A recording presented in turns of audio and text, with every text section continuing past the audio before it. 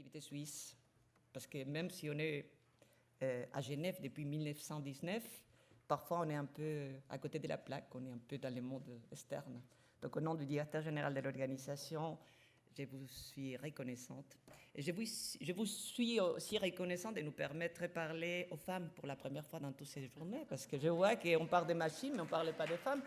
Et si on parle en plus de quel serait le rôle des femmes dans l'avenir du travail, je vous dirais que justement la participation des femmes dans le monde du travail, dans l'avenir qui est estimé par la OCDE dans les prochaines 20 années, va pouvoir donner des perspectives économiques assez intéressantes, surtout quand on pense que l'avenir du travail aura un impact important sur la conciliation, ou on pense, ou on estime qu'on pourra donner un bon impact sur la conciliation vie-travail.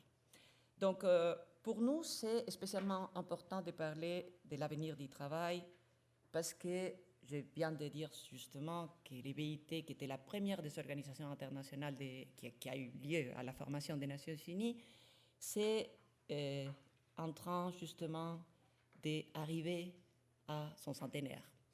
Et le centenaire, c'est un temps difficile et aussi un temps de célébration. Mais comment célébrer 100 ans quand on est dans un monde qu'on perçoit d'une façon un peu effrayante? Je vais venir avec un discours peut-être qui revient à ce que les premiers présentateurs de la matinée nous a fait sentir, le côté plus humain, le côté plus historique. On vit dans un monde qui est présent qui est envahi par une certaine insécurité, pour ne pas dire une grande insécurité, une instabilité croissante, et un sens de l'inégalité qui est croissante aussi. Donc on vit dans l'insécurité, dans l'inégalité et dans l'inéquité. Je ne parle pas de la Suisse, je parle du monde, s'il vous plaît. Pensez au-delà des frontières. Mon collègue est une machine. Je vous assure, je ne suis pas une machine encore, ça va venir. Mais parfois je pense que je suis une machine, mais c'est plus que ça. Qui est mon collègue? Qui va être mon collègue dans 10 ans?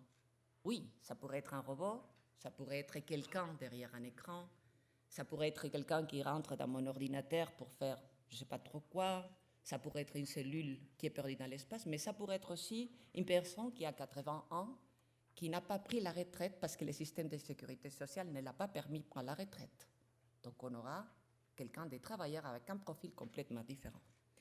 Peut-être on aura un travailleur qui est en train de faire son travail dans une voiture, chemin au travail. On dit que les femmes, on est capable de faire 3 choses en même temps. Je crains que si on travaille quand on conduit, on va avoir des problèmes. Même si on est, nous, les plus favorables pour avoir des réductions dans les assurances, parce qu'il semble qu'on est les plus sûrs quand on conduit, mais ça va. Même si parfois on blâme.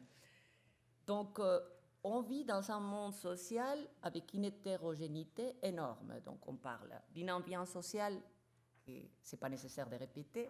Regardez les journaux, malheureusement, on a eu des événements récemment, hier, justement, qui nous montrent justement cette situation compliquée, mais aussi avec une hétérogénéité de la population de travail, travailleurs et du côté employeur aussi, des entreprises, qui est énormément différente.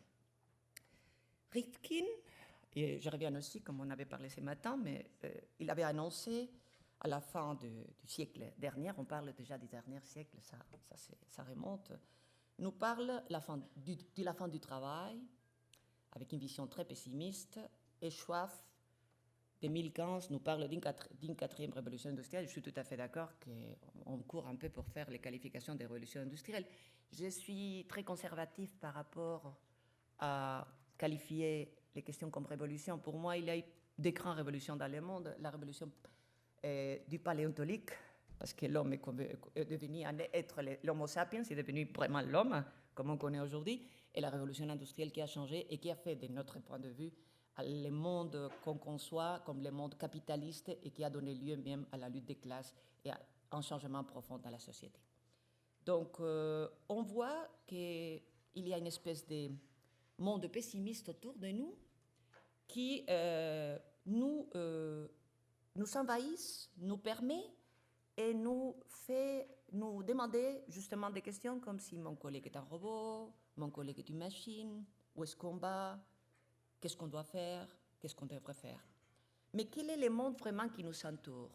au-delà de toutes ces idées pessimistes ou des idées un peu, je dirais, apocalyptiques dans l'essence. Bon, on vit dans un monde avec un changement démographique monumental, je ne peux pas dire d'une autre façon. Et pas seulement parce qu'il y a un changement démographique clair dans la partie vieillissement de la population. Les études plus récentes pour les pays industrialisés en Europe, par exemple pour l'Allemagne, prévoient que la population de plus de 60 ans en 2030 pourrait arriver presque dans un tiers de cette population de plus de 60 ans à 100 ans en bonne santé. Donc on aura en Allemagne, dans 10 ans, un tiers de la population de plus de 60 ans avec 100 ans en bonne santé. Ça, c'est le monde qui nous attend. Et ça, c'est une quantité de défis énormes dans tous les sens. D'autre part, on a une démographie qui est en train de vraiment diminuer d'une façon exponentielle, parce que ça devient être exponentiel aujourd'hui, en Europe, mais aussi en Asie, en Amérique latine et dans le monde arabe. Par contre, on a une démographie jeune et croissante en Afrique qui doit expeller la population aussi d'une façon croissante parce qu'il y a une population jeune qui n'a pas de travail et qui, en plus, est affectée par le deuxième problème qui affecte le monde, les effets du climat et du changement d'environnement. L'Afrique souffre d'inondations, sécheresse, de gens qui doivent migrer et qui ne migrent pas dans les centres urbains, ils migrent justement pour venir en Europe en cherchant un monde promis, qui ne sont pas préparés et qui viennent avec des situations et des cultures complètement différentes. Un troisième, je dirais, élément qui est en train de faire voir le monde d'une façon différente, c'est clairement tout ce qui a à voir avec les technologies. Je ne m'arrête pas sur ça, je crois que vous avez entendu pendant presque 5 heures des présentations beaucoup plus intéressantes de ce que je pourrais vous dire sur les technologies. En plus, je continue à écrire parfois dans les papiers parce que c'est l'éducation. Et même si l'environnement me tient à cœur, je vous le dis sincèrement. Un quatrième, je dirais, élément, ou comme on dit en anglais driver, qu'on devrait compter sur la société qui nous entoure, c'est sans doute un changement énorme dans les idéologies. Et ça, c'est très important, parce que je crois que ça revient aussi un peu à cette idée de renaissance que vous parliez ce matin. Sans doute, aujourd'hui, on a passé, il y a à peu près 15 ans, d'un sentiment de globalisation, monde interrégional, la globalisation, tout le monde peut aller n'importe où, à un monde où on, je dirais, essaye d'aller vers le protectionnisme. Je ne vais pas faire des analyses sur le nationalisme croissant, ce n'est pas mon rôle ici, mais écoutez, il y a une tendance économique assez importante pour revenir hors, c'est-à-dire venir dans les frontières et oublier ce qui se passe dehors.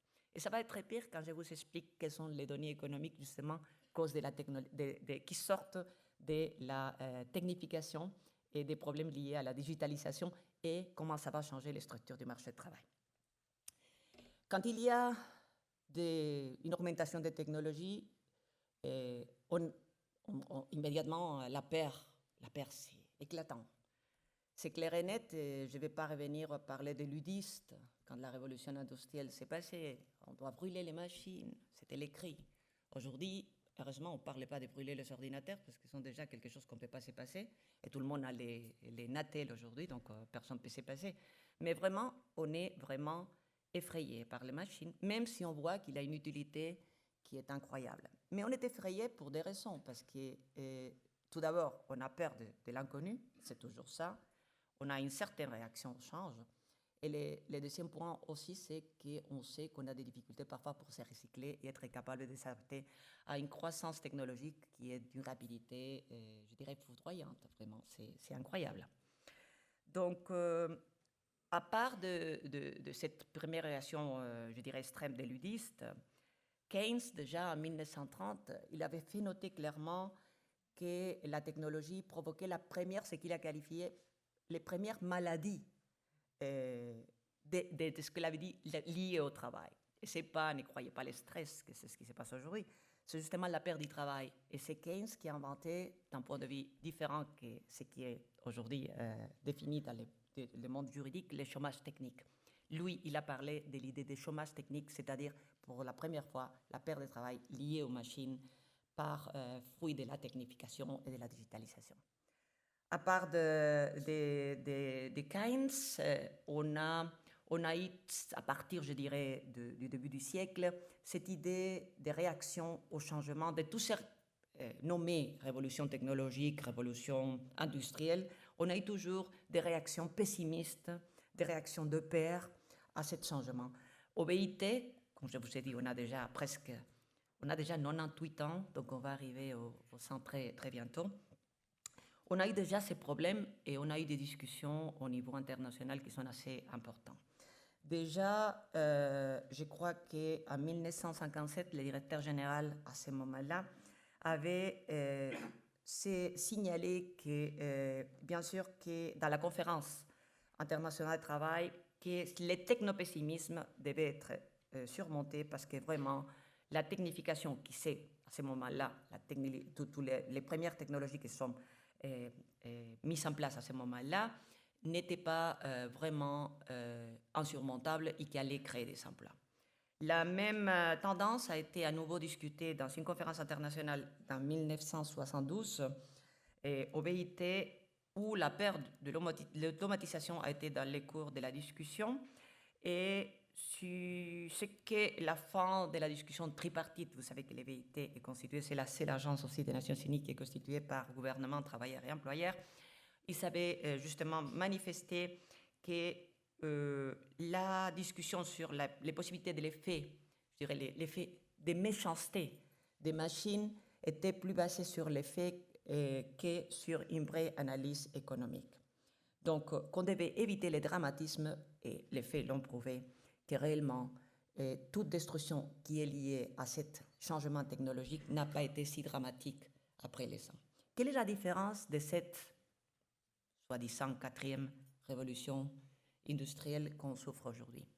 Comme je vous ai dit clairement, c'est justement la vitesse. C'est la vitesse qui devient la grande préoccupation. Ce n'est pas les changements. Je crois que vous savez expliquer dans les différents métiers, dans les différents secteurs, tout est possible. Le changement permet le changement, l'éducation. On doit avoir des concepts d'éducation plus global, plus différents, plus ouvertes. Mais le problème, c'est comment faire ça quand une machine replace à une autre machine dans 24 heures. Ça, c'est qui pose les problèmes et qui touche ce qui au BIT nous intéresse, qui est l'être humain. En parlant un peu des chiffres, de comment c'est l'impact de toute cette digitalisation et utilisation des machines dans le monde, peut-être on doit commencer avec les avec les derniers entretiens d'Obama à la télévision américaine, où il a bien manifesté justement que les travails s'en vont car l'automatisation va accélérer. Ça, c'est le dernier mot qu'Obama a été en train de manifester il y a moins de 4 mois. Sur ces bases-là, c'est justement le présentateur qui a parlé juste avant, c'est que Bill Gates a mentionné l'idée de taxer les robots. Donc, ça vient justement en réaction à cette présentation que M. Obama avait fait en public et qui était soutenue par Microsoft, qui a été très clair qu'il était pour faire une taxe aux robots de façon mondiale. Quelles sont les données qu'on utilise aujourd'hui du point de vue de qui seront les effets de cette automatisation dans les domaines économiques / social? Des données de l'Université de Oxford nous disent que la technologie va affecter les pays en voie de développement et les pays et les économies émergentes d'une façon centrale. Ce qui est bien clair, c'est que les risques d'automatisation dans les pays en voie de développement, pardon, mon français c'est pas génial, je sais, hein, c'est d'entre 55% et 85%. Et pour les grandes économies, pour les emerging economies, la technification devrait arriver en Chine à peu près en 77% et en Inde en 69%. Ça veut dire quoi? Ça veut dire que si on parle des pays comme l'Inde, avec ce qu'on appelle une économie informelle de presque 80%, tous ces gens vont aller où? Ce sont des gens qui sont complètement hors le marché du travail, les secteurs normaux d'éducation. Comment est-ce qu'on va faire pour, comment dire, les deuxièmes pays du monde en termes de population, l'intégrer à cette technification qui serait nécessaire pour l'évolution de l'Inde? Question mark. Je n'ai pas la réponse. Hein.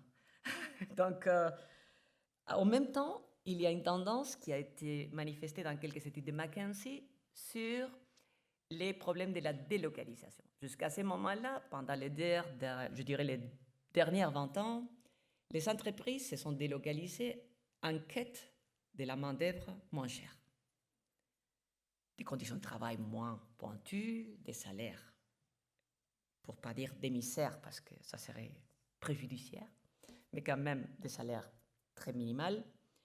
Mais aujourd'hui, justement, la technologie, ce qui recommande, c'est revenir à la localisation, parce que c'est beaucoup moins cher d'être plus proche des machines et d'être plus proche de la capacité de recyclage. Donc, on estime qu'il y aura en 49% des activités qui reviendront aux sources, qui seront relocalisées dans les pays où la technologie se produise.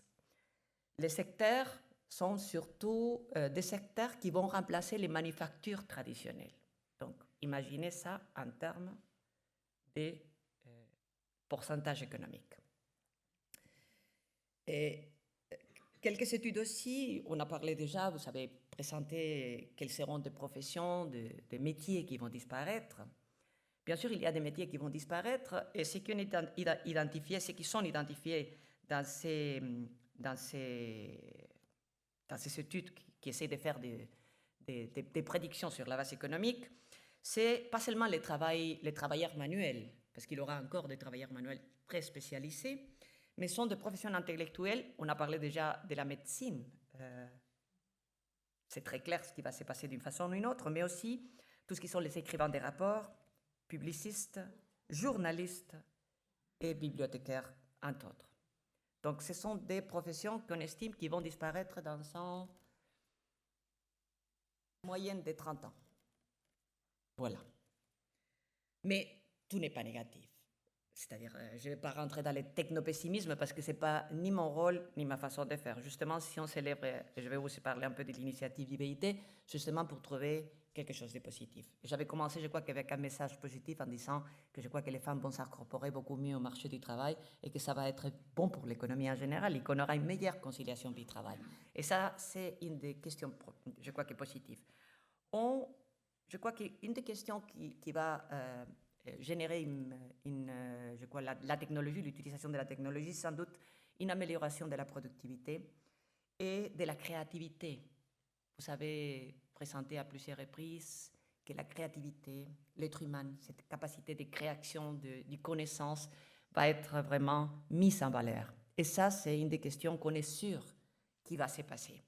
Mais de quelle façon ce travail plus créatif va être aujourd'hui mis en valeur et va être protégé quand on a vécu, depuis la révolution industrielle, la première et pour moi, je vous dis et insiste, l'unique, qui était basée sur l'idée du travail productif en tant que source de revenus. Voilà comment faire. Et le troisième, je crois, effet positif qui pourrait avoir ces changements technologiques du point de vue emploi économique, c'est sans doute la flexibilité. Cette, je dirais, rêvée conciliation vie-travail, et pas seulement pour un partage des tâches entre les genres, mais aussi pour une vraie conciliation réelle, ça pourrait venir. Il y aurait un quatrième élément qui, je n'ai pas vu dans les études, mais que je trouve qui est extrêmement important et qui est, je crois qu'en voie des discussions, chaque jour il y a beaucoup plus de monde qui commence à étudier les sujets, c'est la possibilité d'avoir un monde beaucoup plus soigneux de l'environnement. Un monde plus lié aux emplois verts, un monde plus propre, un monde plus sûr et plus sûr dans les points de vue de l'être humain. Qu'est-ce qu'il est en train de changer dans le monde du travail, dans tous ces éléments numériques, dans tous ces, je dirais, chambouillements en général, ouragans qui nous entourent? Il est en train de changer pas mal. Mais surtout, ce qui est en train de changer, ce n'est pas seulement la nature du travail, c'est aussi la quantité et la qualité du travail. La quantité, je vous ai fait déjà référence, mais qu'est-ce qui se passe avec la qualité? La qualité. Quand on voit qu'on travaille pour des plateformes, quand on travaille pas en Suisse, parce que ça n'existait pas, parce que vous savez, en civil law, comme on a dans mon pays, je suis espagnol, mais quand on a, comme en Angleterre, ce qu'on appelle les contrats de 0 heure, c'est-à-dire vous pouvez signer un contrat de travail 0 heure, en exclusivité. Vous signez un contrat sans objet. Mais ça existe et il y a presque 300 000 travailleurs qui sont sans ce genre de contrat. Voilà. Je vous encourage à lire Zero Hour Contract, vous serez ravis de lire ça. Donc, quand on a ce type de contrat, un contrat sans travail, quand on a ce qu'on appelle, comme je dis, la gig economy. La gig economy, c'est l'économie du minute. On ne sait pas quand on va te donner un travail, mais tu as un travail de minute. Tu ne sais pas quel sera le salaire. Et quand c'est la plateforme qui fait la régulation de tes conditions de travail, ce n'est pas un employeur, c'est une machine qui décide quel est ton salaire, ton droit au repos, et que tu ne peux pas te blâmer, tu ne peux pas aller à l'inspection de travail parce que, sincèrement, tu ne sais pas qui est ton employeur et tu ne sais pas parce qu'il a quelque chose qui t'arrive, tu ne sais pas quand tu dois répondre. Et je parle comme on reçoit les ordres. On ne sait plus. Donc, quelle est la qualité de ce travail? À nouveau, question mark. Qu'est-ce qui se passe dans un monde où tous ces travailleurs qui commencent à grandir, et je ne parle pas de Uber que tout le monde connaît, et tous les problèmes de ces travailleurs qui sont qualifiés d'une façon ou d'une autre, d'une façon un peu bizarre. Ça, c'est plus facile à définir, ce sont des problèmes de protection sociale. Mais quelle est la qualité d'un travail qu'on ne peut pas définir? Et en plus, des travailleurs qui n'ont pas conscience qu'ils sont des travailleurs et qui non plus se sentent intégrés dans les relations professionnelles traditionnelles, c'est-à-dire ceux qui sont et qui a été l'essence d'IVIT pendant des années, qui ne peut pas aller en syndicat parce qu'ils ne savent pas s'il y a un syndicat qui va les défendre. Et non plus qui peut, comme je vous ai dit, il n'y a pas d'employeur. Quel est l'employeur responsable? Et si on ajoute que la plupart des entreprises aujourd'hui, quand ce ne sont pas des petites, sont des multinationales qui ne sont pas dans les associations d'employeurs et qui sont disséminées dans le monde avec des chaînes de production impossibles à déterminer, quel est le genre de protection qu'on peut donner aux travailleurs dans ce genre? Donc, voilà ce qu'il y a dans le monde. Si on peut en plus ajouter un autre point d'interrogation important, c'est que tous ces travailleurs qui ne sont pas des travailleurs, mais qui sont des travailleurs, je les définis comme ça, mais c'est la définition qu'on peut dire correcte, du point de vue logique, sont des travailleurs, mais ils ne sont pas des travailleurs parce qu'on n'a pas de contrat. Quel est son droit à la santé, son droit à la sécurité sociale? Quelle est la protection qui est donnée par l'État? Quel est le rôle de l'État par rapport à ces travailleurs? Voilà. Donc, ça c'est le défi. Ça c'est notre défi et c'est un défi énorme. C'est pour cela que les VIT, justement, en train de célébrer 100 ans, cette vieille dame qui est les VIT, une organisation de 100 ans, mais qui aujourd'hui, centenaire, c'est pas si vieux, plus simple. Vous voyez, les prédictions démographiques nous permettent de parler de cette prédiction de bonne santé. Qu'est-ce qu'on doit faire pour vraiment assumer ce qu'on est en train de vivre? Bien sûr, on ne va pas maîtriser la machine. Et on ne va pas réglementer, nous, la machine, parce que c'est d'autres qui doivent réglementer la machine. Qu'est-ce qu'on fait pour vraiment protéger 60% de la population du monde qui est dans le domaine du travail? On doit penser que tout l'être qui naît aura un rôle dans le monde du travail, bien comme employeur, bien comme bénéficiaire ou bien comme travailleur. Donc, le social, c'est essentiel. Et on ne peut pas se passer de là. C'est dans ces, je dirais, grands points d'interrogation que l'IVIT a lancé ce qu'on appelle l'initiative sur l'avenir du travail.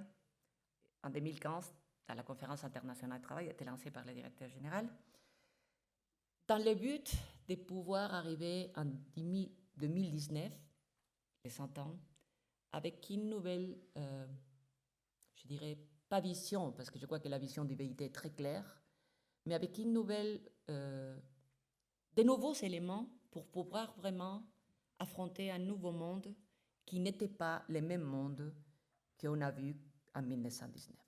Mais par contre, ce n'est pas un monde si différent. En 1919, ce qu'on a demandé à notre constitution, la constitution d'IVIT, c'était un salaire, une protection sociale, une égalité.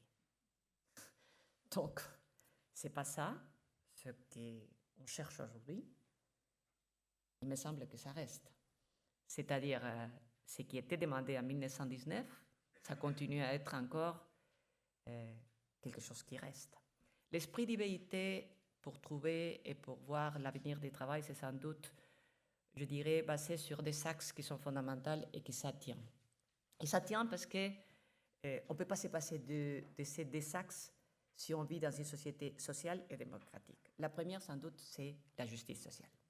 La justice sociale, qui est notre origine, notre force et notre moteur, c'est sans doute ce qui a donné lieu à la Constitution de Weimar, à l'idée d'État social et qui a constitué vraiment la démocratie moderne dans l'essence européenne telle qu'il est connu aujourd'hui. Donc l'EVIT simplement est en train de revendiquer quel serait l'État social qu'on doit vivre d'ici dans les prochaines années. Combien, parfois on me demande, mais vous faites une initiative du futur du travail pour combien d'années? Écoutez, je ne sais pas, avec la vitesse que le monde va, peut-être pour 10 ans, je ne peux pas vous dire.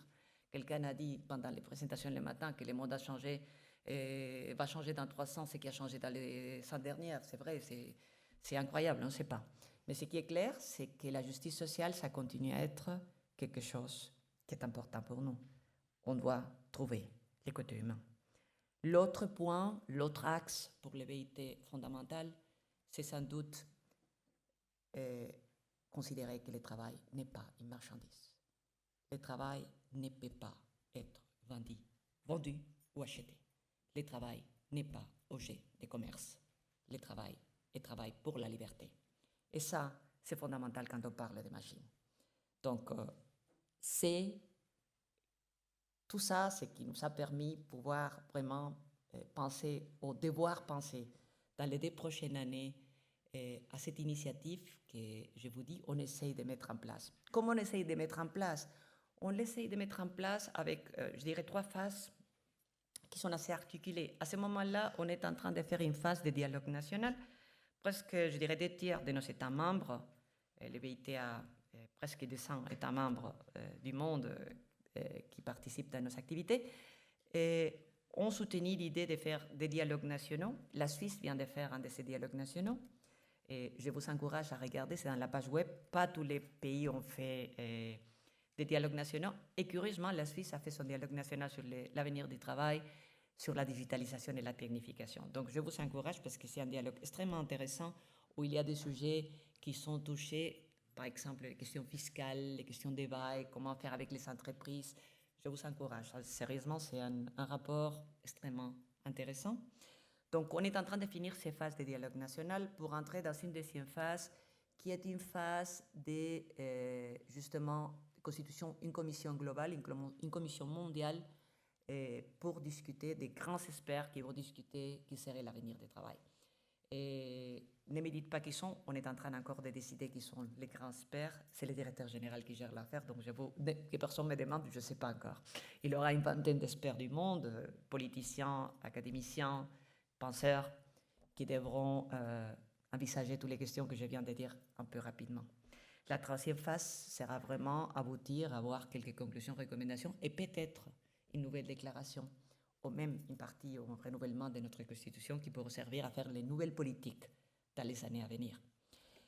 Comment on articule d'un point de vue technique notre initiative? Bien sûr, on devrait, c'est-à-dire parler de l'avenir du travail, c'est parler de tout et parler de rien, c'est-à-dire on peut parler et se perdre un peu. Donc on a structuré nos débats autour de 4 sujets, je dirais, thématiques globales.